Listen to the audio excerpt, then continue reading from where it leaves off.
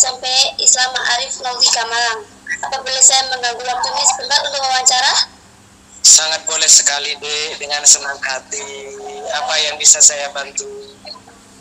Sebelumnya, terima kasih waktunya Pak. Saya ingin bertanya seputar profil dari Bapak dan apa saja yang Bapak lakukan untuk meningkatkan kesejahteraan. Kenal maka sayang.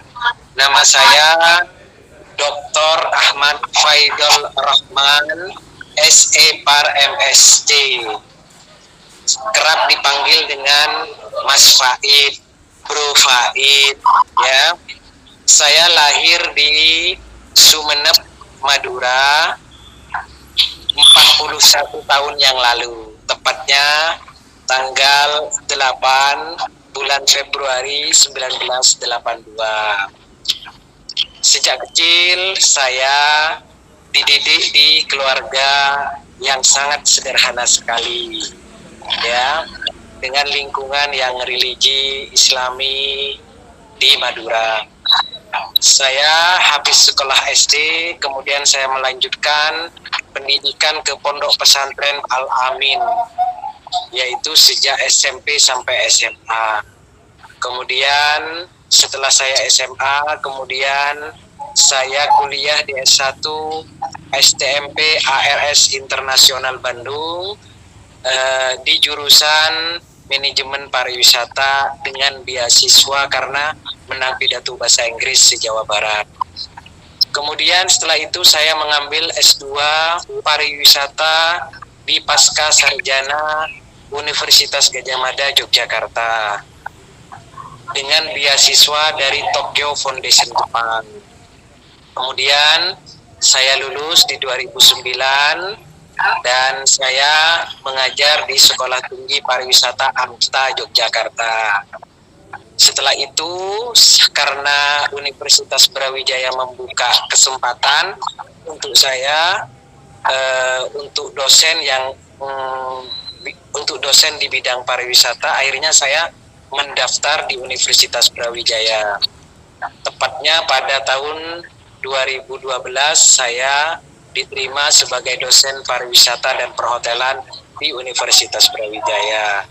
Kemudian saya berproses di situ, mengabdi, mendidik, melakukan tridharma perguruan tinggi di Brawijaya, serta saya juga banyak menjadi pembicara di bidang pariwisata di Jawa Timur. Bahkan juga saya pernah menjadi tenaga ahli Wali Kota Batu, Ibu Dewanti Rumpoko, ya. Dan saat ini saya juga menjadi tenaga ahli Bupati Sumeneb di bidang pariwisata. Sambil saya juga menyusun dokumen-dokumen kepariwisataan di Jawa Timur yang diminta oleh beberapa pemerintah di wilayah Jawa Timur. Kemarin tepatnya tanggal 24 Juni ya, saya diwisuda dengan menyandang gelar Doktor Pariwisata. Jadi saya adalah satu-satunya putra Madura yang S1, S2, S3-nya pariwisata, bahkan lulusan pondok pesantren. Itu deh sekilas tentang saya. Sebelumnya terima kasih. Kalau dilihat berita-berita di internet, Bapak sering memberikan bimbingan dan juga menjadi pembicara tentang pariwisata. Kalau boleh tahu daerah-daerah mana saja yang ingin Bapak kembangkan kemajuan pariwisatanya? Ya, karena saya salah satu orang yang alumni pariwisata dan fokus saya memang di dunia tourism. Jadi banyak daerah, pemerintah daerah, komunitas, perguruan tinggi, bahkan masyarakat juga mengundang saya untuk memberikan bimbingan dan pelatihan.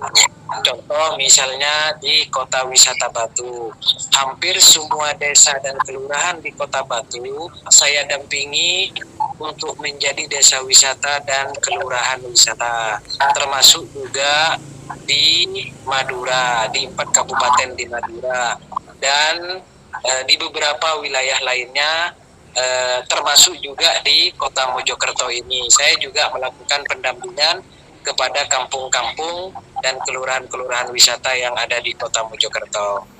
Nah, kenapa saya melakukan pendampingan? Selain saya karena dipercayai oleh mereka, yaitu oleh pemerintah, oleh komunitas, saya juga memiliki keinginan untuk mengabdi dan mengamalkan ilmu yang saya miliki di bangku kuliah. Apalagi saat ini saya sudah menyandang predikat doktor pariwisata, sehingga tanggung jawab moral dan keilmuan saya sangat besar sekali untuk mendorong dan membangun pariwisata di Jawa Timur khususnya, bahkan juga di Indonesia. Seperti itu deh. Untuk mengembangkan daerah wisata itu, boleh tahu cara-cara dan inovasi dari Bapak seperti apa? Ya, saya banyak memberikan pendekatan-pendekatan penyadaran kepada masyarakat, yaitu melalui pemberdayaan. Kenapa? Karena sebuah daerah wisata ingin dibangun, itu pertama kali yang penting untuk kita lakukan adalah penyadaran kepada masyarakat, ya. Jadi seringkali saya memberikan penyadaran, pembelajaran kepada masyarakat. Nah, kemudian ketika masyarakat mulai sadar dan mulai paham, maka kita libatkan dalam berbagai event, ya kan. Tentunya saya mendorong pemerintah yang meng-hire saya, yang meminta saya untuk melakukan pendampingan agar masyarakat setelah dilatih, dibina, itu kemudian dilibatkan dalam event-event pemerintah.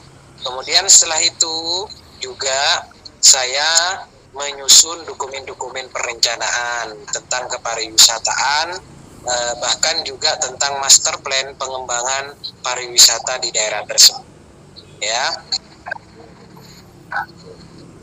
Dan juga membuatkan SOP-nya, kemudian mengarahkan seperti apa pengembangan sebuah daerah itu jika ingin dikembangkan sebagai destinasi pariwisata, seperti itu. Untuk mengembangkan daerah pariwisata, biasanya masalah apa yang sering Bapak temui? Ya, masalah yang saya sering temui di lapangan, pertama adalah ya tadi kembali kepada SDM. SDM banyak, terutama masyarakat, banyak yang kurang mengerti tentang pariwisata dan kurang terlibat dalam pengembangan pariwisata. Kenapa masyarakat kurang terlibat dalam pengembangan pariwisata?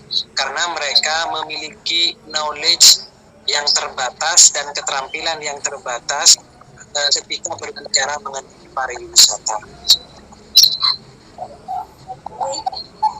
Pertanyaan selanjutnya, Pak, bagaimana perkembangan dan perubahan yang terjadi setelah Bapak memberikan bimbingan dan arahan?